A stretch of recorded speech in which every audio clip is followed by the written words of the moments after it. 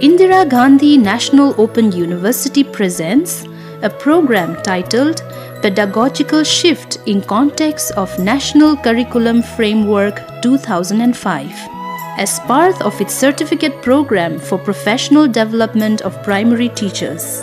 The course code for this program is BESL 057.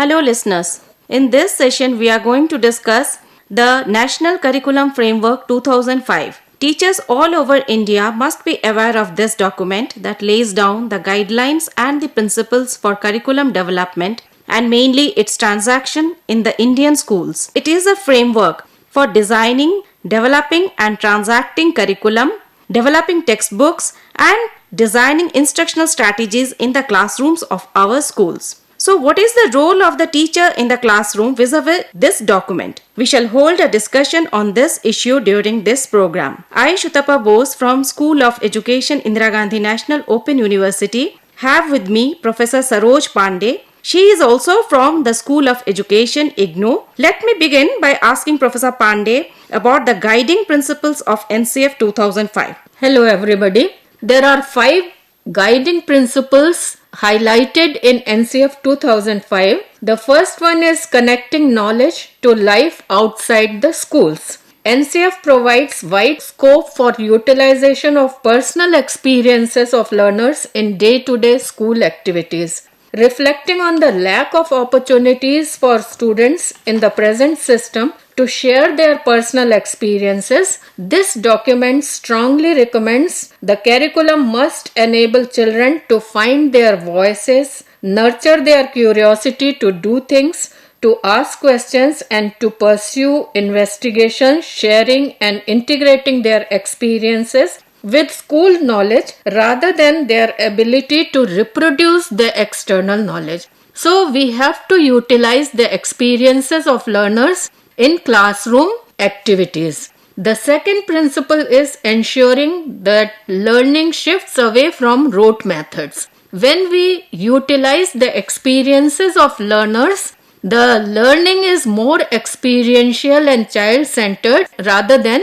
based on rote memorization. The focus is on reflection and critical thinking. The next principle is enriching curriculum to provide for all-round development of children rather than remaining textbook-centric. So we can see that the third principle flows from the first 2 principles. The focus here is on all-round development of child. When all-round development of child is ensured, the examination cannot remain as it is in present situation. So it focuses on making examination more flexible and integrated to the classroom life. Professor Saroj Pandey, before you start discussing or explaining to us the last principle, I would like to say what we can make out from what you have just said is that critical thinking and reflection are very important, more important than rote learning. Yes. And this is basically what the NCF 2005 document requires. Yes. And if critical thinking and reflection are important, if these 2 aspects are to be underscored, naturally then the evaluation process also has to be continuous and also comprehensive. Yes. And you have also said that the examination system has to be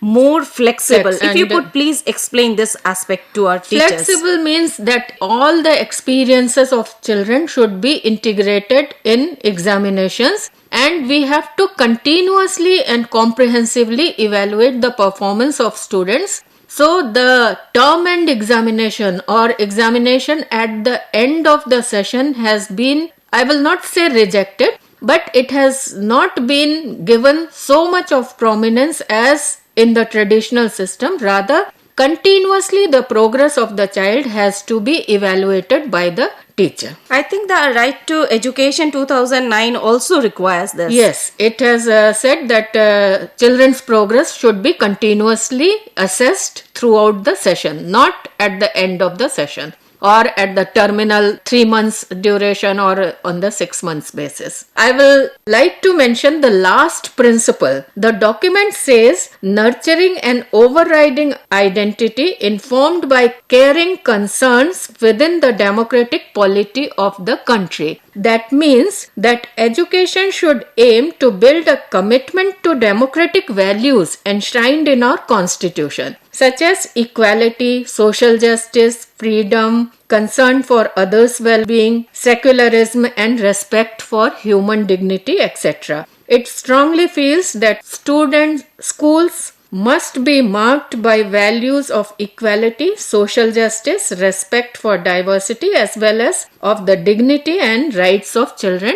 That is mentioned in page number 81 of the NCF 2005 document. Now, what I could make out is that I think the teachers have to see to it that democracy is not just a style of governance, but that it also becomes a way of life. It is way of life which should permeate the entire school culture of the school. Day-to-day activities as well as activities inside and outside the classroom all should promote this culture of equality and social justice. You mean to say that it has to be nurtured through the day-to-day activities within the school and also within the classroom. So that democracy, as we know, that it also requires that people are conscious of their rights and also of their duties, and consciousness of the socio-cultural issues therefore has to be built up through the teaching learning process. Yes. And I think the teacher has to allow the children to bring in their perspective, their views on the socio-cultural realities, and therefore knowledge will then have a multiple representation. And I think this is especially true for children who are from the marginalized sections. Yeah, there is significant pedagogical shift in NCF 2005 because it focuses on the day-to-day experiences of children. It has focused on child-centered pedagogy. Anything children learn from experience, that should be integrated in their day-to-day classroom teaching learning process. Reflection is key to this experience and key to learning.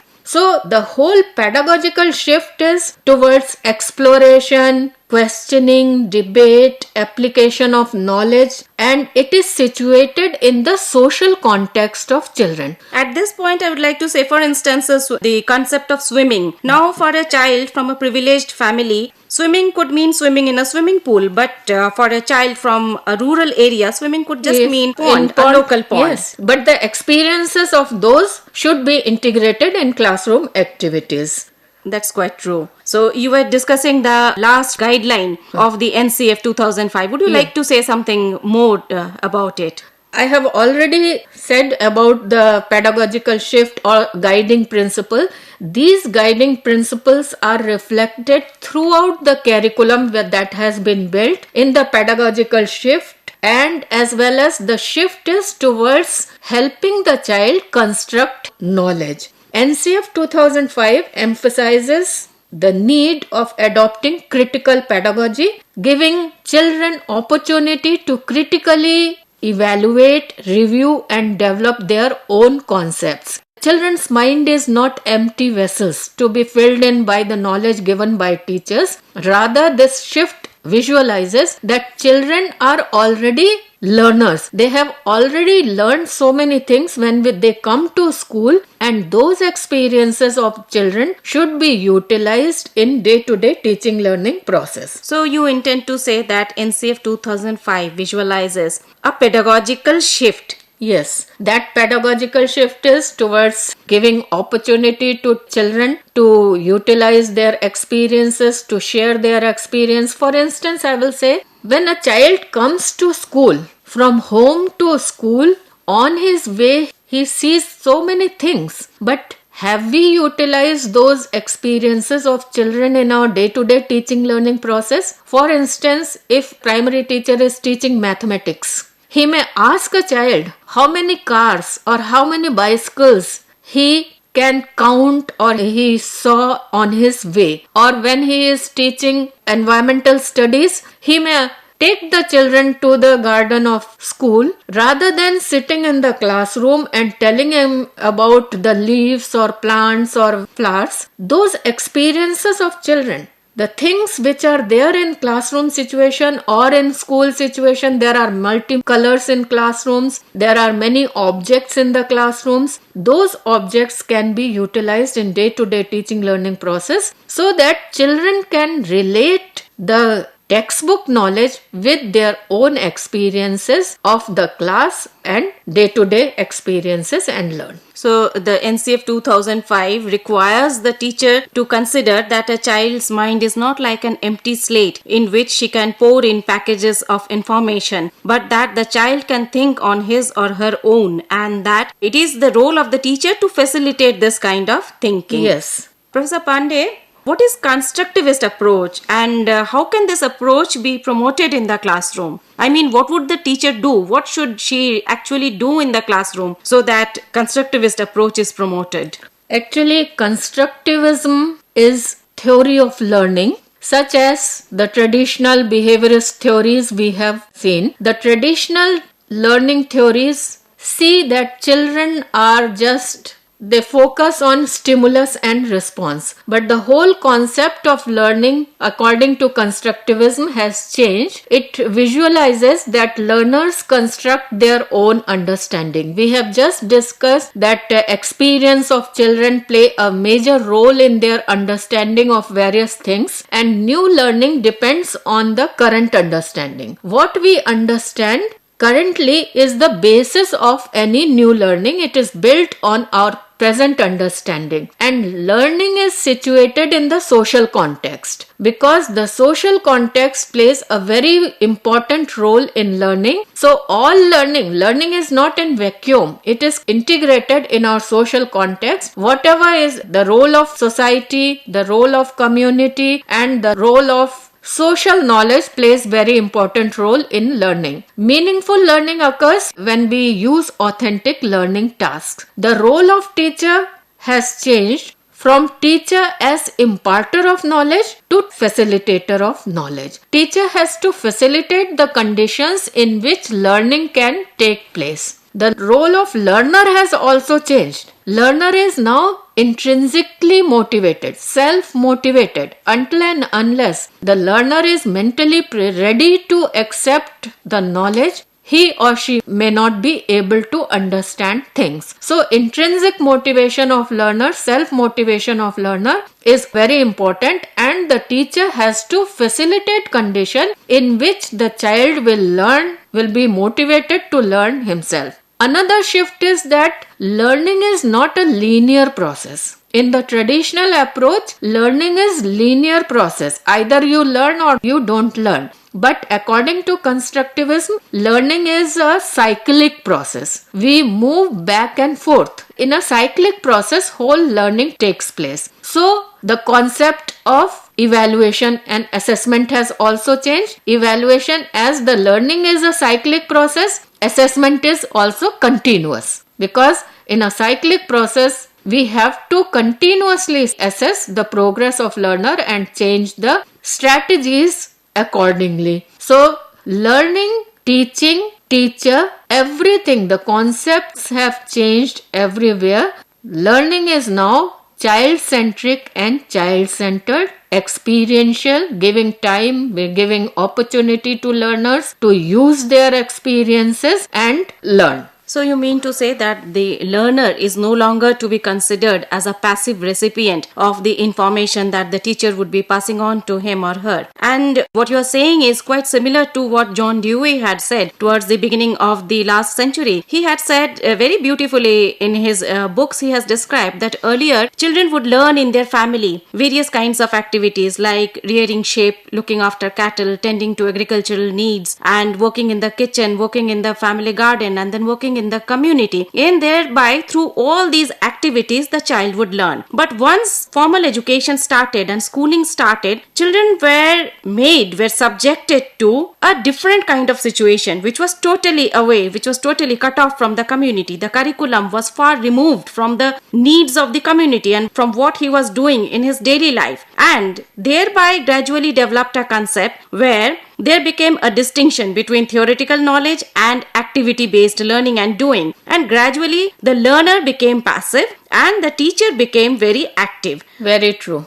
And so now also we see that children are sitting in the classrooms and just watching what their teachers do or hearing what their teachers have to tell them. So John Dewey's concern, which was there more than 100 years back, I think that holds good even now. But the NCF 2005 tries to make good this particular concern. Very true that Dewey's concept and later on Vygotsky, they all focused on connecting the classroom knowledge with the home knowledge or community knowledge or local knowledge of children so that it can become more effective. Now I would like to focus on what changes such perspective has brought in the role of teacher, because the teachers are, though they are facilitators, even then the role of teacher is as important as in the traditional perspective. Yes, I mean to say that you would be now telling us about the practical side of the NCF 2005. That is what the teacher is required to do in the classroom so that this constructivist approach may be promoted. Yeah, the constructivist teacher cannot be effective by just following teaching method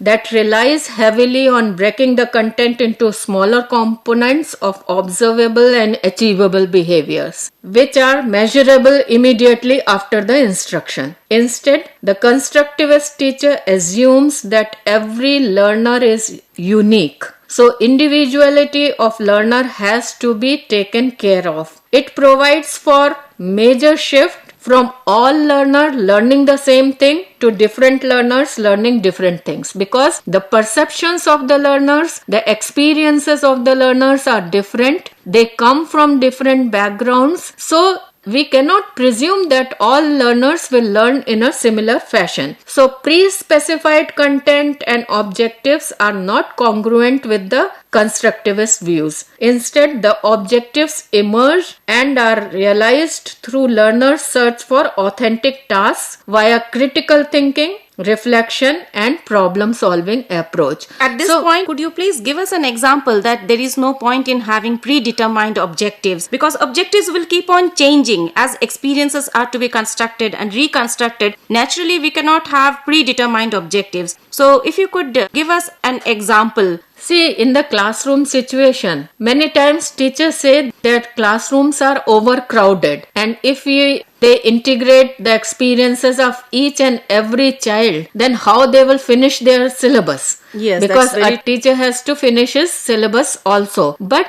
each and every child has so much variety of experiences. There are some congruence in the experiences of children, and those experiences of children have to be utilized in classroom situations. For example, if a child is coming from rural background, he may have certain types of experiences which may be very useful in teaching mathematics or teaching EVS or teaching languages. The language of children may be different. Generally, what happens in a language class, if child is pronouncing sh instead of sa or sa instead of sh, the teacher snubs. Yes, that's quite true. With the result that next time the child will not interact with the teacher. He or she will hesitate because of this variation in languages. Otherwise, also school has its own language, a kind of a bookish language, which is quite different from the language that is spoken home language. Yes, spoken at home, in the streets, in the playground, when children are together. So children from the privileged sections also may find that this language is somewhat difficult. And you have very rightly said that children who are from the marginalized sections, for them the language may be a totally different language. So at the primary level,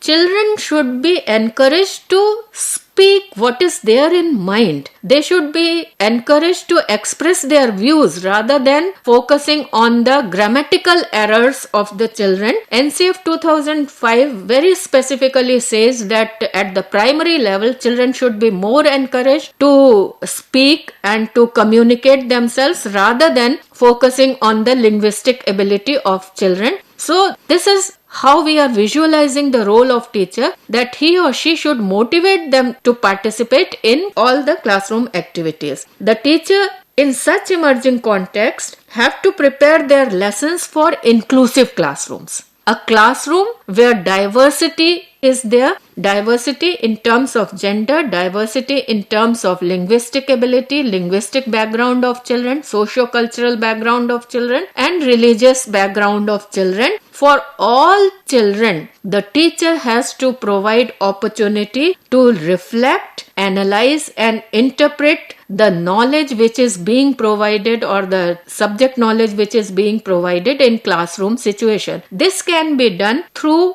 giving them more freedom to actively engaging them in activities where they can participate according to their abilities. They can participate freely and learn from each other, share their experiences with each other. So the role of teacher has changed. The guiding principles of constructivism, which the teacher should use in classroom processes, are posing problems of emerging relevance to students. At the primary level, small local problems, local issues can be taken with the children. Structuring their learning around the concepts. What children already know, the class lesson should be built on those concepts. So you mean to say that engagement in activities is very important, and at this point I would like to say that there is a kind of a similarity in what Dewey had said and what Mahatma Gandhi also required. Both of them had emphasized the need for work and activities and considered that activities to be the means for teaching as well as learning. And I would also like to add that activities do not only refer to manipulating objects and visiting places, but they could also be activities like debates, discussions, quizzes that the children may themselves organize or they may participate. I will just like to add one thing, that children's ideas should be valued. Their experiences should be valued. That is the major focus of NCF 2005, and those experiences should be valued, respected, utilized in the entire teaching learning process. Children should be actively engaged in all teaching learning process, and assessment should be a continuous process which should be inbuilt in the teaching learning process itself. Teacher should play the role of facilitator of knowledge instead of imparter of knowledge. Let us come to an end here now, and we have just heard the role of teachers in a classroom that follows NCF 2005, and we should remember what Professor Yashpal had said in the foreword of this particular document, that education is not a physical thing to be delivered. So we should remember that we should not prepare packages of information which we can pour into a child's mind, but that fertile and robust education is always created and rooted in the physical and cultural soil of the child, and this is what Professor Saroj Pandey has explained to us. Thank you. Thank you.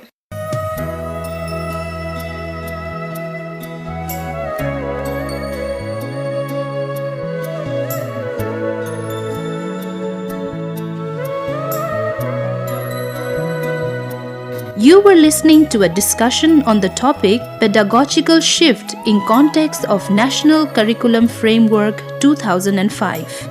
The content coordinator for the program was Dr. Gaurav Singh. Audio recording was done by Parvesh Kumari and Archana, edited by Sadan Lal and produced by Reena Boro. This is an IGNOU EMPC presentation 2014.